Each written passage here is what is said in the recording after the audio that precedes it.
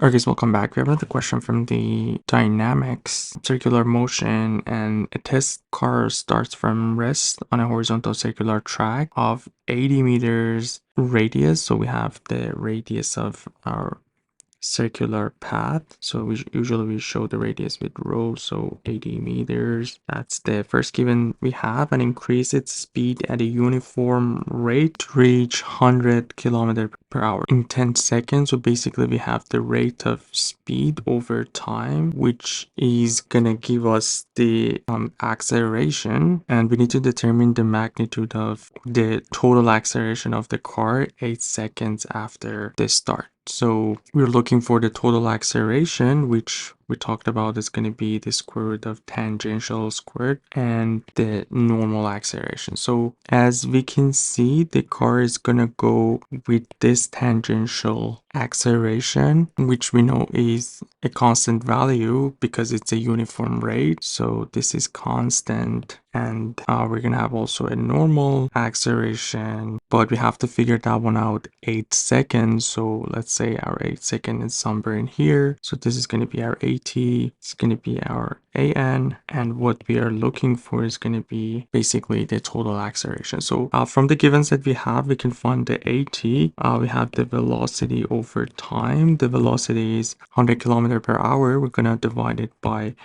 3.6 to get it in meter per second, and that's going to be over 10 seconds. So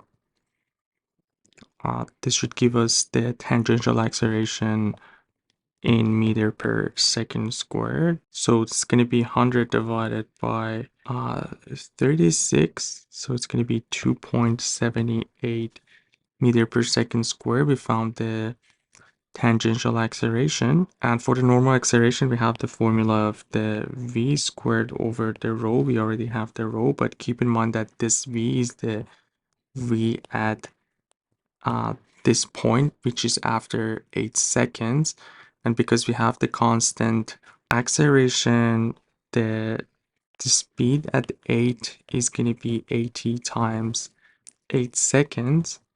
So basically 20.78, which is our constant acceleration times 8. So times 8, this is going to be 22.2 meter per second. Now we have the speed at that point, which is 8 seconds after the movement of the car. So 22.2 squared over 80 meters, and all the units are good. So this is going to give us the acceleration based on meter per second squared, 22.2 squared divided by 80. And yeah, that's going to be 6.16. And the acceleration that we're going to have would be the square root of AT is here and AN is here. So 2.78 squared plus 6.16 squared. Let's see what we get. 2.78 squared plus 6.16. And yeah, that's going to give us 6.76 meter per second square.